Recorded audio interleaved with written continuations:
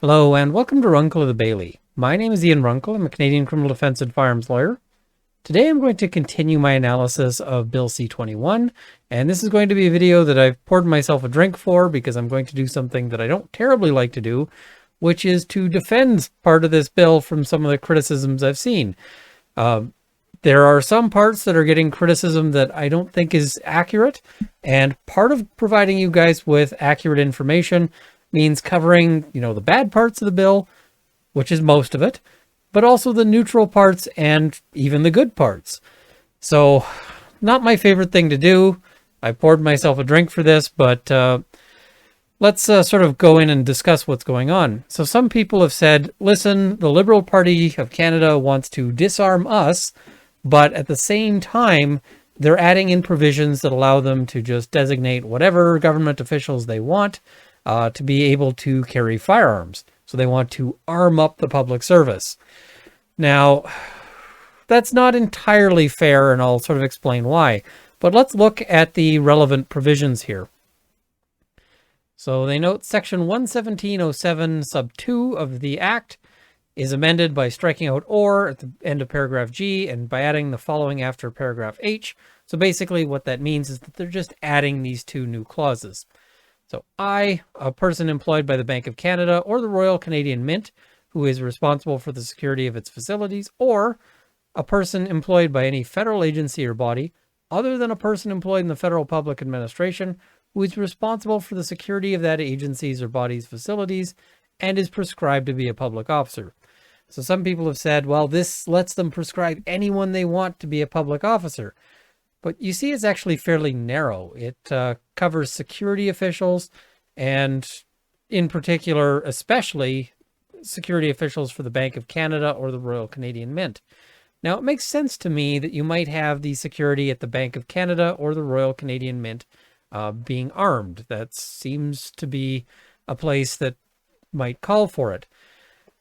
Now, people have said, well, this federal agency or body, that's concerning. Well, let's go to the criminal code and see what the original 117.07, because what this is a definition of public officer, and public officers are people who are exempt from most of the provisions of the Firearms Act or the Criminal Code of Canada with respect to firearms. So that includes a peace officer. Now, peace officer is very broad.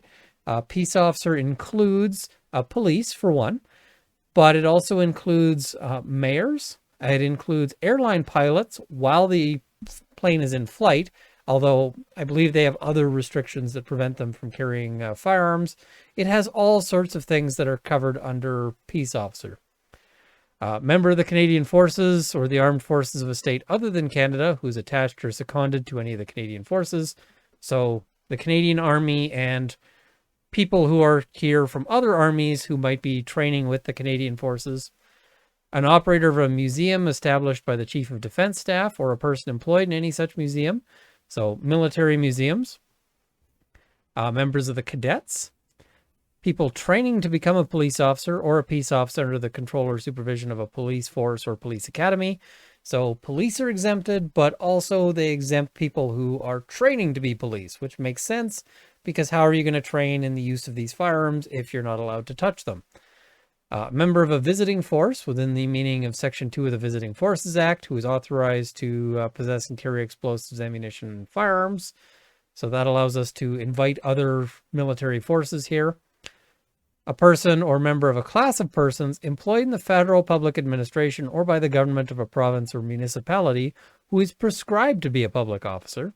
So this was the law as it existed beforehand and has since, I believe, 2003, which allowed them to designate, pretty much anybody employed by the government as exempt from these rules. And also the Commissioner of Firearms, the Registrar, or Chief Firearms Officer, any firearms officer, and any person designated under Section 100 of the Firearms Act. So what we can see is that it was already really broad. They've just added a little bit here to allow for people who are employed by the Bank of Canada, but not, or the Royal Canadian Mint, but who might not be federal public officers, and also people employed as security who might not already be part of the federal public administration. So for instance, if they hire a security team from outside. Now there's provisions here that already get started sort of implementing that. And quite frankly, they seem to make a whole lot of sense to me when I look at them. And that is amendments that they're making here to the Nuclear Safety and Control Act. So this allows them to set up, there's various provisions here. I'm not going to go through them all, but essentially if they're running a high security site, which is a nuclear facility where category 1 nuclear material or category 2 nuclear material is processed, used, or stored, then they can hire security officers there and arm them. That kind of makes sense to me. You know, nuclear material is not something we really want getting out. And I have heard that they already had armed officials at these, but I'm not sure if they were properly following the rules there. It seems to me it makes sense that they would have armed security at these facilities. So some people have basically suggested that this particular set of sections is sort of opening the floodgates to the government sort of arming whoever they feel like. And those floodgates have been open since 2003. There's not a big change there. And really what they seem to be doing here is fairly narrow and fairly tailored and aimed towards, you know, 3 sort of subsets that make sense to me. You know, the bank, the Royal Canadian Mint, and high security nuclear sites. So as much as there's a whole lot in this bill that I will absolutely say is terrible, this provision or these provisions aren't it. They're not part of what I would say is terrible. These provisions actually seem like they make a little bit of sense. So I don't have a problem with this at all. That seems just like sensible government. And I hate to say that under the circumstances, but, you know, I can't go and tell you guys, hey, this is terrible when it's not. If you guys, you know, I think my credibility rests on being able to tell you both when things are good and when they're bad. Even when I'm kind of, you know, even when it kind of leaves a taste in my mouth to say, honestly, this is pretty good. This seems reasonable to me. I don't have any issue with this particular subset.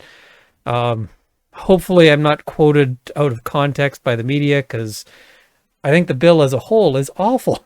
I mean, there's so much bad in it, but if they kept just this part, I would not be upset. Anyway, so yeah. That helps take the taste of that out of my mouth. Anyway, thank you for watching. Please like this video. Please share it with your friends. Please subscribe to see more content. If you want legal analysis, including on this, there's several other provisions of this that I want to get to.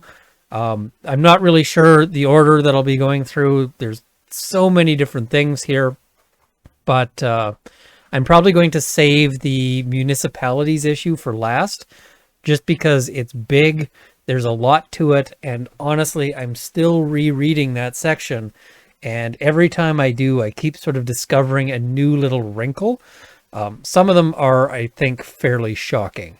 So that'll be coming, but there's a few other provisions I might cover first, and then eventually I'll be getting to talking about my Section 74 hearing, which there's some exciting news on, as well as some other issues. So thank you for watching. Please subscribe. There's all sorts of good stuff coming. I also want to thank my Patreon supporters at the $50 level: D-Mo, Sir Daniel Wicks of Alberta, Canada's National Firearms Association, North Central Process Service, and Kyle Martin. At the $20 level, Cameron Johnson, Dale Nesbitt, Andrew Elsich, and Sights and Arms Limited, as well as a number of people at the $10 level who will be in the crawl immediately following. So thank you for watching. I hope that you found this to be interesting, and I hope that this has armed you with knowledge. See you next time.